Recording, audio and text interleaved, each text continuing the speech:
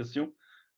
Eh bien, c'était en lien avec pour les terres Les qui terres. peuvent être au bord du fleuve Sénégal ou d'autres installations, des lacs et tout ça. Est-ce que les familles peuvent imaginer qu'en se mettant en réseau entre elles, avec des réseaux intelligents, on peut passer à l'échelle et organiser une distribution où des entrepôts seront mutualisés et des coopératives seraient créées, je sais pas. Alors, à ce niveau-là, je vais quand même parler du kibbutz. Et chose qui a été faite au début du XXe siècle. Le premier kibbutz a été créé en 1905. Et pour des raisons totalement différentes. Je vais juste donner deux, trois phrases historiques pour comprendre un peu le lien de l'agriculture avec le peuple juif. David, Oui, monsieur, allez-y pleinement parce qu'au-delà de l'économique, c'est la culture, c'est la symbolique qui permet d'organiser le réel. Et on a dit, comme M. Conan l'a signalé dans son allocution d'introduction, c'est la vision qui précède. Alors, si une vision a été déjà manifestée, je vous en prie, partagez. on va dire que la culture juive en général est bien sûr basée sur des fêtes religieuses ou sur des thèmes religieux. Mais si on regarde un peu plus, si on gratte un peu la première couche, on voit que tout est réglé selon un cycle agricole. C'est-à-dire que les premiers Hébreux qui vivaient sur cette terre étaient des agriculteurs jusqu'à leur expulsion par Rome en l'an 70. Et c'était pratiquement ou des éleveurs ou des agriculteurs. Et toute la vie, tout le cycle religieux était basé sur des termes agricoles. Et si on parle de la fête, c'est la fête du renouveau, c'est la fête de la cueillette, c'est la fête de la moisson, c'est la fête des dernières moissons. Toutes les fêtes religieuses juives, à part le Grand Pardon, si on gratte un tout petit peu, on découvre que en fait, ce sont des fêtes qui étaient à la base des fêtes agricoles, que par la suite, on y a rajouté un thème religieux. Euh, pendant les 2000 ans d'exode du peuple juif,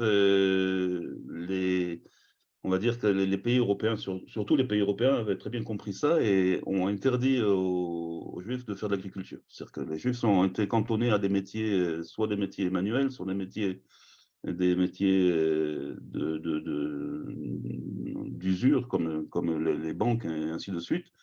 Mais on interdisait aux Juifs de faire l'agriculture. Donc, quand les premiers pionniers sont arrivés sur cette terre au début du XXe siècle, pour le renouveau pour eux, c'était de faire de l'agriculture.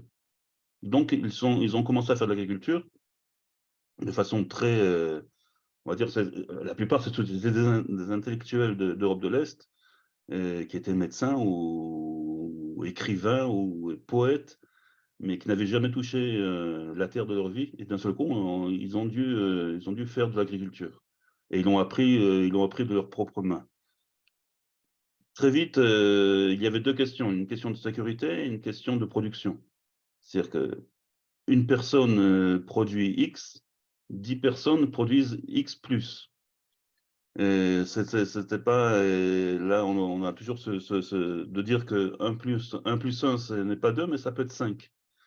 Et c'est la raison pour laquelle ils se sont rassemblés en communauté.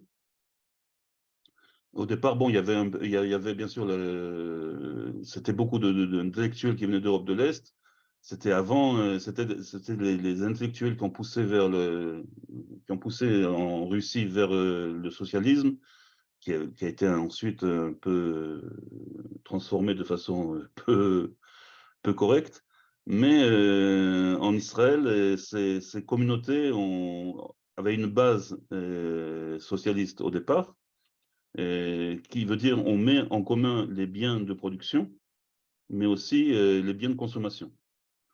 Et ça a duré quand même, on va dire, de début du XXe siècle jusqu'à la fin du XXe siècle, où les kibbutz, où il reste très peu en Israël de kibbutz purs et durs qui mettent encore tous leurs biens de consommation en commun. Mais ce qui reste du kibbutz aujourd'hui, c'est de mettre tous les biens de production en commun.